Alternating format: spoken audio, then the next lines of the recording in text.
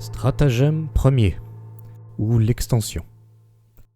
Il s'agit de pousser l'affirmation adverse au-delà de ses frontières naturelles, en l'interprétant de la manière la plus générale possible, en la prenant au sens le plus large possible, en la caricaturant, tout en restreignant le sens de la sienne au maximum, en la délimitant au plus serré.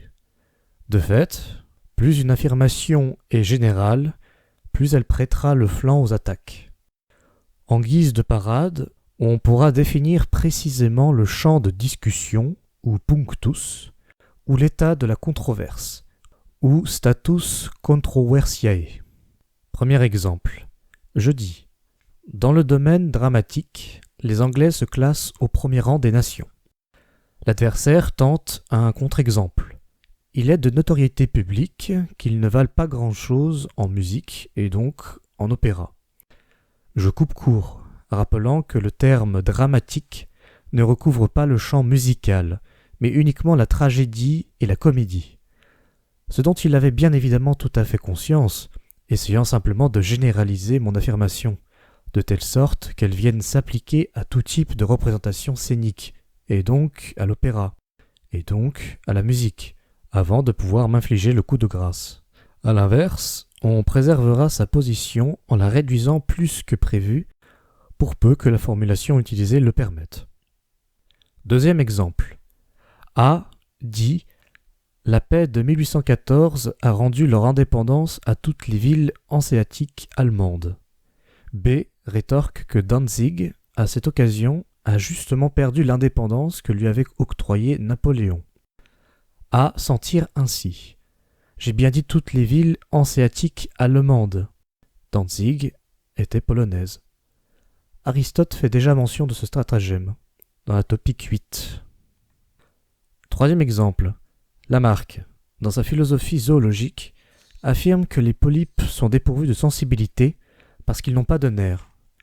Or, on peut admettre avec certitude qu'ils sont doués de perception, car ils se tournent vers la lumière et se servent de leurs tentacules pour se saisir de leur proie. Ce constat a amené l'hypothèse suivante. Leur masse nerveuse est disséminée dans tout le corps, comme si elle y était dissoute.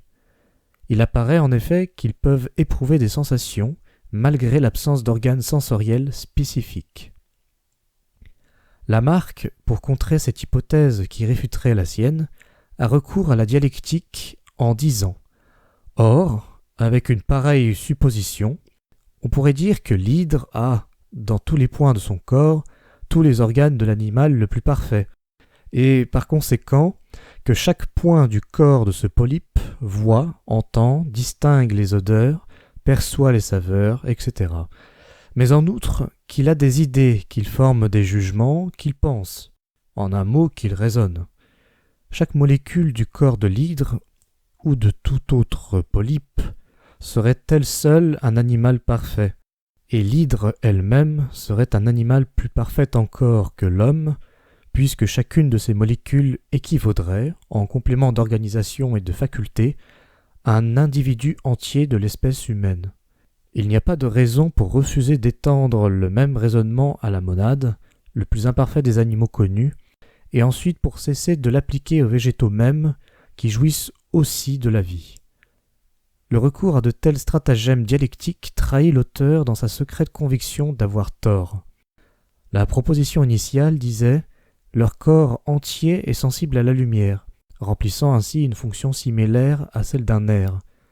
Sous la plume de Lamarck, elle devient « Leur corps entier est doué de pensée ».